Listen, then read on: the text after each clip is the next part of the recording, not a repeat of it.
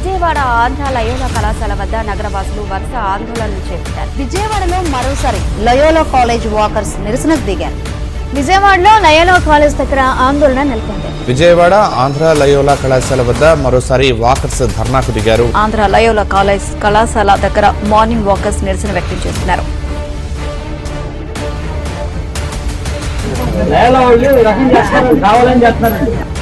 ఎందుకయ్యా పక్కన పట్టించుకుంటారు ఓపెన్ చేయక.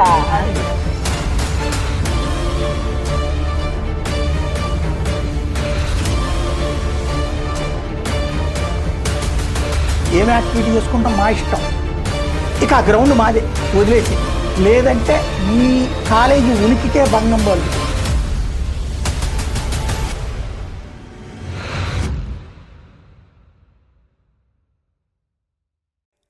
ప్రియమైన మిత్రులారా, మీ అందరికీ తెలిసినట్లుగా గత 70 సంవత్సరాల నుండి పేరుగాంచిన ఒక ప్రైవేట్ మైనారిటీ విద్యా సంస్థగా ఉత్తమమైన విద్యాసేవలను తెలుగు ప్రజలకు అందిస్తున్న ఆంధ్ర లయోలా విద్యా సంస్థపై నేడు వాకర్స్గా చెప్పుకునే కొందరు కొన్ని అవాంఛిత చర్యలకు పాల్పడుతూ బలవంతముగా కళాశాల ప్రాంగణంలోకి చొరబడటం, ప్రధాన ప్రవేశ ద్వారం దగ్గర ఉన్న భద్రతా సిబ్బందిని భయపెట్టడం లాంటివి గత కొన్ని వారాలుగా చేస్తున్నారు. ఇదెంతో దురదృష్టకరం, అన్యాయం, ఆమోదయోగ్యం కానిది. ఇది ముమ్మాటికి ప్రాథమిక హక్కుల ఉల్లంఘన, రాజ్యాంగ విరుద్ధమైన చర్య మరియు మైనారిటీ హక్కుల ఉల్లంఘన. ఈ సంఘటనల విషయమై ఆంధ్ర లయోలా సంస్థల యాజమాన్యమైన మేము, ఇతర లయోలా కుటుంబ సభ్యులు ఎంతో ఆవేదనను వ్యక్తం చేస్తున్నాము. ఈ సంఘటనలకు సంబంధించి కొందరు వ్యక్తులు, సంఘాలు పక్షపాత వైఖరి కలిగిన సామాజిక మాధ్యమాలు తప్పుడు సమాచారాన్ని, ఆధారం లేని కథనాలను ప్రచారం చేస్తూ వాటిని వారి వ్యక్తిగత ప్రయోజనాల కోసం వాడుకుంటున్నారు. తద్వారా కళాశాలను అప్రతిష్టపాలు చేయడానికి ప్రయత్నం చేస్తున్నారు. ఈ నేపథ్యంలో ఈ సంఘటనలకు సంబంధించిన వాస్తవాలను ప్రజలకు తెలియచెప్పటం ముఖ్యమని మేము భావిస్తున్నాము. మేము మా ఉనికి, మా సంస్థలు ప్రస్తుతం 120 దేశాల్లో విద్య, సామాజిక సంక్షేమం, సామాజిక న్యాయం, ఆధ్యాత్మికత, సాంకేతిక విజ్ఞాన, కళ, సాంస్కృతిక పరిశోధన, ఆవిష్కరణ, ఆరోగ్య, స్వదేశీ సంస్కృతి, వలస, కార్మికుల సంక్షేమం, కమ్యూనికేషన్ రంగాల వంటి అనేక వైవిధ్యభరిత సేవా రంగాల్లో విశ్వ సమాజానికి చిత్తశుద్ధితో సేవలు అందిస్తున్న జేసు సభగా పిలువబడే ఒక అంతర్జాతీయ కథోలిక మఠ సంస్థలలో ఆంధ్ర లయోలా సంస్థలు భాగము. ఒక్క భారతదేశంలోనే 391 ఉన్నత పాఠశాలలు, 62 కళాశాలలు, 4 విశ్వవిద్యాలయాల ద్వారా సుమారు 4 లక్షల మంది విద్యార్థులకు కుల మతాలకు అతీతంగా జేసు సభ విద్యా సంస్థలు విలువైన సేవలను అందిస్తున్నాయి. జేసు సభలో భిన్నమైన రంగాలకు చెందిన సేవలలో నిమగ్నమై గురువులు, బ్రదర్లుగా పిలువబడుతున్న మేము సాధారణ ఉద్యోగులము కాదు. యేసుక్రీస్తు పట్ల మేము ఏర్పరుచుకున్న విశ్వాసాన్ని బట్టి మానవ సేవే మాధవ సేవ అనే స్ఫూర్తి, దృఢ చిత్తము, కారుణ్యాలతో స్వచ్ఛందంగా ముందుకు వచ్చి సేవ చేస్తున్నాము. ఇది మా కోసం మేమేర్పాటు చేసుకున్న నిబద్ధత. అందుకే దేశ సేవనే దైవ సేవగా విశ్వసించి జీవిస్తున్నాము, సేవిస్తున్నాము. మేము మా శక్తియుక్తులన్నీ నిస్వార్థ సేవలను అందించడానికే అన్న సత్యాన్ని ఎరిగినవారము. మా బాధ్యత సంఘ సంక్షేమం.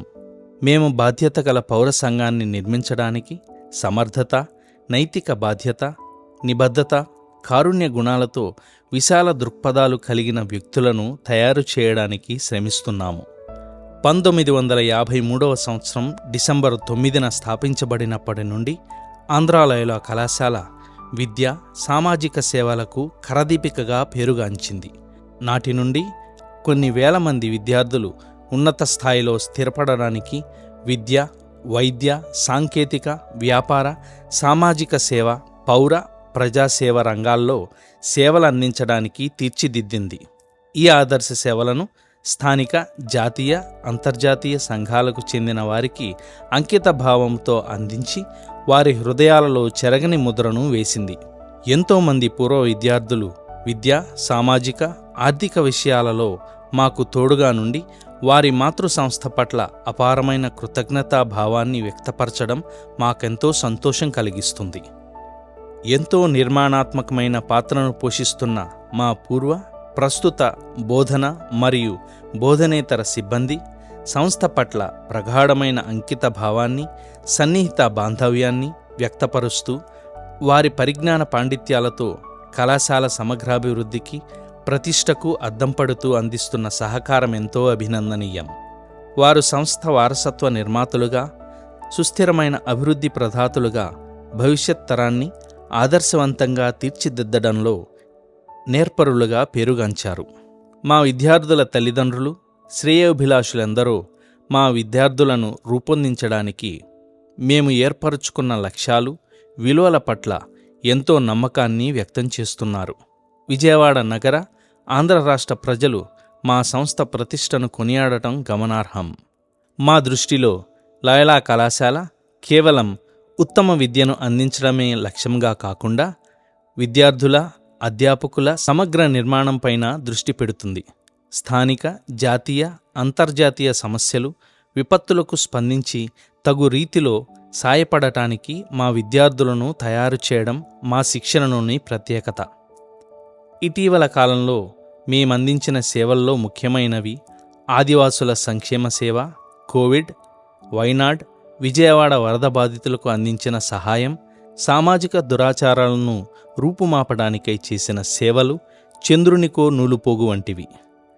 ఇంత ప్రతిష్టాత్మకమైన సంస్థపై నేడు కొందరు తమ స్వార్థ ప్రయోజనాల కోసం దాడి చేయడం ఎంతో దురదృష్టకరం. తెలియవలసిన నేపథ్యం: 2000 సంవత్సరం ప్రారంభంలో కొన్ని ఆరోగ్య కారణాల రీత్యా కొద్దిమందిని లయోలా ప్రాంగణంలో నడవడానికి యాజమాన్యం వారు అనుమతించారు. సంవత్సరాలు గడిచే కొద్దీ వీరి సంఖ్య పెరుగుతూ వచ్చింది. నెమ్మదిగా మా కాలేజీ పేరు మీద ఒక అసోసియేషన్గా ఏర్పడడం, సభ్యత్వ రుసుమును వసూలు చేయడం, లాఫింగ్ క్లబ్ వంటి ఉపసంఘాలను, వ్యవస్థీకృత సాంస్కృతిక కార్యకలాపాలను ఏర్పాటు చేయడం, ఒక విధంగా ప్రాంగణాన్ని ఒక పబ్లిక్ పార్క్లా మార్చి రాజకీయ సంబంధమైన అనుబంధాలను కూడా ఏర్పరచుకోవడం వంటివి మొదలుపెట్టారు. ఇవి మా సంస్కృతి విలువలపై ప్రభావం చూపటం మొదలుపెట్టాయి. చివరికి అవి సంస్థ యొక్క ఆశయ లక్ష్యాలకు ప్రతిబంధకాలుగా మారాయి. 2018వ సంవత్సరంలో వాకర్స్ అసోసియేషన్కు సంబంధించిన కార్యకలాపాలను సమీక్షించడం ప్రారంభించాము. లయోలా కుటుంబ సభ్యులతోనూ, శ్రేయోభిలాషులు, మద్దతుదారులతో సంప్రదింపులు చేసిన తరువాత మా ముందు 2 మార్గాలు కనిపించాయి. మొదటిది వాకర్స్ క్షేమాన్ని మెరుగుపరచడం, లేదా రెండవది మా ఏకైక లక్ష్యమైన సురక్షిత, సానుకూల విద్యా వాతావరణాన్ని మా విద్యార్థులకు, అధ్యాపకులకు అందించడం కొనసాగించడం. లాభ నష్టాలను బేరీజు వేసుకున్న తరువాత మేము రెండవ మార్గాన్ని ఎంపిక చేసుకుని సంస్థ మూల లక్ష్యాలను కాపాడటం బాధ్యతగా భావించాం. నాటి నుండి వాకర్స్ అసోసియేషన్ పరిమితిని, వారి కార్యకలాపాలను తగ్గించుకుంటూ వచ్చాం. 2019వ సంవత్సరంలో కోవిడ్ సంక్షోభం మొదలైన దగ్గర నుండి ప్రాంగణం లోపల నడవడానికి అనుమతులను పూర్తిగా రద్దు చేశాము. కోవిడ్ సంక్షోభం ముగిసిన తరువాత వాకర్స్ తగిన అనుమతుల కోసం మమ్మల్ని సమీపించి ఒత్తిడి తీసుకువచ్చారు. కొన్నిసార్లు వారి సామాజిక బలముతోనూ, రాజకీయమైన అండతోనూ బెదిరించడం కూడా చేశారు. కానీ విద్యార్థుల, అధ్యాపకుల, తల్లిదండ్రుల మేలును కాంక్షించి సంస్థ యాజమాన్యం అంగీకరించలేదు. అయితే ఉన్నత హోదాలో ఉన్న కొంతమంది ప్రభుత్వ అధికారులకు మాత్రం వారి భద్రత అవసరాలను దృష్టిలో పెట్టుకుని నడవడానికి అనుమతినివ్వడం జరిగింది. 2023వ సంవత్సరం వరకు ఏ విధమైన ఆటంకం లేకుండా ప్రాంగణంలోని జీవితం సజావుగా సాగింది. విద్యార్థులు ప్రాంగణాన్ని ఉదయపు వేళల్లో కూడా స్వేచ్ఛగా వారి అవసరాల కోసం వినియోగించుకున్నారు. 2024వ సంవత్సరం మొదటి నుండి దురదృష్టవశాత్తు ఈ ప్రశాంత జీవితం కొంత ఇబ్బందికి గురైంది. 2024 జూన్ నెల నుండి స్థానిక రాజకీయ నాయకులు, ఇతర వాకర్స్ నుండి యాజమాన్యానికి సిఫార్సులు రావడం ప్రారంభమైంది. ఎందుకయ్యా బట్టలు పట్టించుకుంటారు ఓపెన్ చేయక? లేకపోతే గేట్లు తెరవగలము అని చెప్పి మేము ఇవాళ ప్రూవ్ చేసాం. 7 రోజులు వెళ్ళాం లోపలికి. కానీ ప్రభుత్వంలో పెద్దలందరూ మాకు ఇచ్చారు, రిస్ట్రైంట్ ఉండండి, మీరు కాలేజీని కన్విన్స్ చేస్తామని చెప్పారు. మేము కూర్చున్నాం ఇక్కడ. విద్యార్థులకు ప్రాంగణంలో ఏర్పడుతున్న ఇబ్బందుల కారణంగా యాజమాన్యం పదే పదే వారి నిర్ణయాన్ని వాకర్స్కు వివరించడం జరిగింది. యాజమాన్యం తీసుకున్న నిర్ణయం ఒక వర్గానికి చెందిన వారు అంగీకరించలేకపోయారు. అంతేకాక వీరు పోలీస్ సిబ్బంది తోడ్పాటుతో సంస్థ ప్రాంగణంలోకి బలవంతంగా మళ్లీ చొరబడి అనుమతి లభించని పక్షంలో ఆస్తి నష్టం కలిగిస్తామని బెదిరించడం కొనసాగించారు. ఈ ప్రక్రియలో స్థానిక రాజకీయ నాయకులు, జిల్లా అధికార యంత్రాంగం, పోలీసు శాఖతో సహా అందరూ యాజమాన్యంపై ఒత్తిడి తీసుకుని వచ్చి వాకర్స్కు అనుకూలమైన నిర్ణయం చేయమని ఒత్తిడి తీసుకుని వచ్చారు. సుదీర్ఘమైన చర్చలు ముగిసిన తరువాత సంస్థ ప్రైవేటు ఆస్తుల పరిరక్షణను మరియు వారిలో కొందరి దురాలోచనలను దృష్టిలో పెట్టుకొని వాకర్స్ డిమాండ్లను అంగీకరించడం సాధ్యపడదని యాజమాన్యం తేల్చి చెప్పింది. వాకర్స్ పగలగొట్టిన గేట్లు మరమ్మతు చేసినప్పుడల్లా వారు మళ్లీ చొరబడి గేట్లను పగలగొట్టి బలవంతంగా ప్రవేశించి లోపలనున్న సీసీటీవీలకు కూడా నష్టం కలిగించడం శోచనీయం. అదేవిధంగా ఈ ఉల్లంఘనకు పాల్పడిన వారిపై తగిన చర్యలు తీసుకోమని ఆంధ్ర లైలా సంస్థల యాజమాన్యం పదే చేసిన అభ్యర్థనను సంబంధిత అధికారులు పట్టించుకోకపోవడం, పైపెచ్చు వారికి సహకరించడం శోచనీయం. ప్రతిరోజు గేటు ముందు గుమ్ముకూడి బలవంతంగా లోపలకు చొరపడుతున్న మూకను వారు నియంత్రించే ప్రయత్నం కూడా చేయలేదు. వారి మీద ఏ విధమైన చట్టబద్ధమైన చర్యలు కూడా తీసుకోలేదు. ఇదే చాలా ముఖ్యమైన సమస్య. ఈ సందర్భంలో మా మీద వేసిన అభియోగాలకు సమాధానంగా నిజాలను మీ ముందు ఉంచాలనుకుంటున్నాము. మొదటి అభియోగం, లైలా సంస్థల భూములు దానము చేయబడిన భూములుగా కొందరు అభిప్రాయపడుతున్నారు. వాస్తవం, కళాశాలకు సంబంధించిన భూమి మొత్తాన్ని 1952-53 సంవత్సరాలలో కొనుగోలు చేసి లైలా కాలేజ్ సొసైటీ గుంటూరు, విజయవాడ పేరు మీద రిజిస్టర్ చేయడమైంది.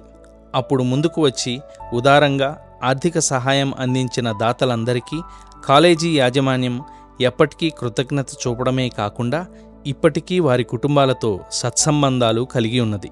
ఈ ప్రాంగణంలో ప్రస్తుతం ఎన్నో సేవా విభాగాలు ఏర్పడి విభిన్నమైన సమాజ సేవలు అందిస్తున్నాయి. కళాదర్శిని, ఆంధ్ర లైలా ఇంజనీరింగ్ కళాశాల, మా పూర్వ విద్యార్థులను నిర్మించి నడిపించడానికి సహాయపడుతున్న పేద పిల్లల పాఠశాల, బాలబాలికల వసతి గృహాలు, యువతా సాధికార కేంద్రం ఎస్జే మున్నగునవి. లైలా కాలేజీ సొసైటీ భవిష్యత్తులో ఎన్నో కీలకమైన విద్యాసంస్థలను ఏర్పాటు చేయడానికి సిద్ధపడుతుంది. ప్రజా ప్రయోజనాలను దృష్టిలో పెట్టుకుని మా ప్రాంగణాన్ని విద్యా సంబంధమైన అవసరాలకు మాత్రమే వినియోగించాలని ప్రగాఢంగా కోరుకుంటుంది. రెండవ అభియోగం, లైలా కాలేజీ యాజమాన్యం వారు వైఎస్ఆర్సీపీ రాజకీయ పార్టీతో సంబంధం ఉన్నట్లుగా కొందరు సామాజిక మాధ్యమాల్లో ప్రచారం చేస్తున్నారు. వాస్తవం ఏమిటంటే ఇది ముమ్మాటికి అసత్యం. లైలా యాజమాన్యం ఎల్లప్పుడూ సామాజిక, రాజకీయ, ఆర్థిక, మతపరమైన విషయాలలో తటస్థ వైఖరితో మెలిగి భారత రాజ్యాంగాన్ని ఒక పవిత్ర గ్రంథంగా పరిగణించి ఆచరించింది. ఎల్లప్పుడూ విద్యార్థి కుటుంబ సంక్షేమాన్ని దృష్టిలో పెట్టుకుని విద్యాసేవలను చిత్తశుద్ధితో నెరవేరుస్తుంది. మునుపటి ప్రభుత్వానికి విరుద్ధంగా అడ్మిషన్లు, స్కాలర్షిప్లు, ఇతర అడ్మినిస్ట్రేషన్కు సంబంధించి మైనారిటీ హక్కులను కాపాడమని చట్టబద్ధమైన కేసులను నమోదు చేశామని అందరికీ తెలుసు. మునుపటి ప్రభుత్వం మరియు అధికార పార్టీకి సంబంధించిన కార్యకలాపాల కోసం డిప్యూటీ సీఎం, జిల్లా కలెక్టర్, ఇతర రాష్ట్ర ప్రభుత్వ అధికారుల అభ్యర్థనలను గౌరవప్రదంగా కాదన్న సందర్భాలు ఉన్నాయి. మూడవ అభియోగం, యాజమాన్యం వాకర్స్ నుండి రుసుము వసూలు చేస్తుంది. వాస్తవం, మేము ఎన్నడూ మా ప్రాంగణంలో నడిచిన వాకర్స్ నుండి ఎటువంటి రుసుము వసూలు చేయలేదు. వాకర్స్ వారి ప్రవేశ రుసుమును వారే వసూలు చేసి వాటి లెక్కలను వారే చూస్తున్నారు. నాలుగవ అభియోగం, మా ప్రాంగణంలో పర్యావరణానికి, సంస్కృతికి అడ్డం కాదన్న వాదన. వాస్తవం, వాకర్స్ క్రమబద్ధంగా నిర్వహించే కార్యకలాపాలు, వ్యవస్థీకృతంగా చేపడుతున్న ప్రవేశ రుసుము వసూలు చేయడం, చిన్న చిన్న ఉపసంఘాలను ఏర్పాటు చేయడం, సాంస్కృతిక కార్యక్రమాలను ఏర్పాటు చేయడం, రాజకీయ చర్చలు జరపడం, ప్రాంగణాన్ని ఒక పబ్లిక్ పార్కుగా పరిగణించి కులపరమైన పార్టీలపరమైన విభజనలను విభేదాలను తీసుకొని రావడం ప్రాంగణంలోని సంస్కృతికి పూర్తిగా విరుద్ధం. ఈ ఇబ్బందికరమైన వాతావరణం సంస్థ ఆశయాలకు ఎంతో భంగం కలిగించడం వలన యాజమాన్యం వాకర్స్కు అనుమతి నిరాకరించడమే సమంజసమని దానికి అనుగుణమైన నిర్ణయాలను తీసుకున్నారు. అంతేకాకుండా వాకర్స్ సంఖ్య గణనీయంగా పెరగడం వలన కొన్నిసార్లు విద్యార్థుల ఉపయోగార్థమై ప్రాంగణాన్ని స్వేచ్ఛగా ఉపయోగించలేక ఎన్నో ఇబ్బందులకు గురవుతున్నాము. హాస్టల్లో చదువుకునే విద్యార్థుల చదువులకు కూడా ఆటంకం కలుగుతుంది. మా ప్రాధాన్యత ఎప్పుడు మా విద్యార్థులే అన్నది నిర్వివాదాంశం. 5వ అభియోగం, రమేష్ హాస్పిటల్ లేదా ఎగ్జిక్యూటివ్ క్లబ్ వారికి భూమిని లీజుకు ఇచ్చినప్పుడు వాకర్స్ నడవడంలో తప్పేంటి? వాస్తవం, మా మునుపటి యాజమాన్య సభ్యులు పేద విద్యార్థుల స్కాలర్షిప్ నిధిని ఏర్పాటు చేయడం కోసం కొంత భూమిని 25 సంవత్సరాలకు లీజుకు ఇచ్చారు. సదరు భూములకు సంబంధించిన లీజు కాలము 2015 మరియు 2019లో ముగిసింది. అయినప్పటికీ లబ్ధిదారులు ఖాళీ చేయకపోవడంతో చట్టపరమైన ప్రక్రియను ప్రారంభించక తప్పలేదు. ఈ విధమైన అనుభవాలను దృష్టిలో పెట్టుకుని మా ప్రాంగణానికి సంబంధించిన స్థిరాస్తుల విషయమై అప్రమత్తముగా ఉంటున్నాము.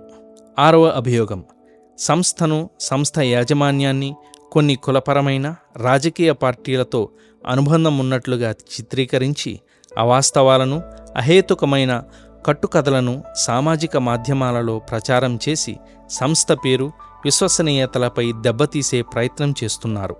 వాస్తవం, మేము ఎల్లప్పుడూ మా కార్యకలాపాలలో తటస్థ, నిష్పక్షపాత వైఖరికి కట్టుబడి ఉన్నామని మళ్లీ స్పష్టం చేస్తున్నాం. నిష్పక్షపాతంగా ప్రజాసేవలు అందించే సంస్థ మాది.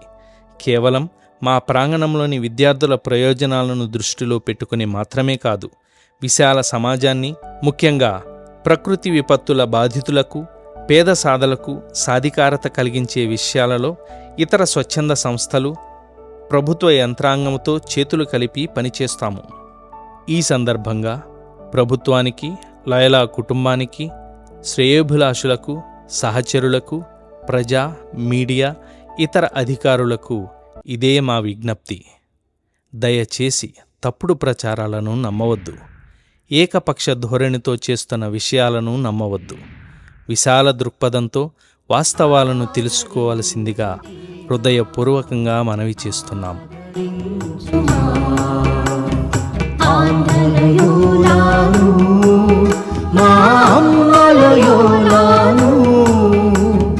ఆదరించు దేవా, ఆదరించు మా ఆంధ్రలయోలాను, మా అమ్మలయోలాను. ఆదరించు దేవా, ఆదరించు మా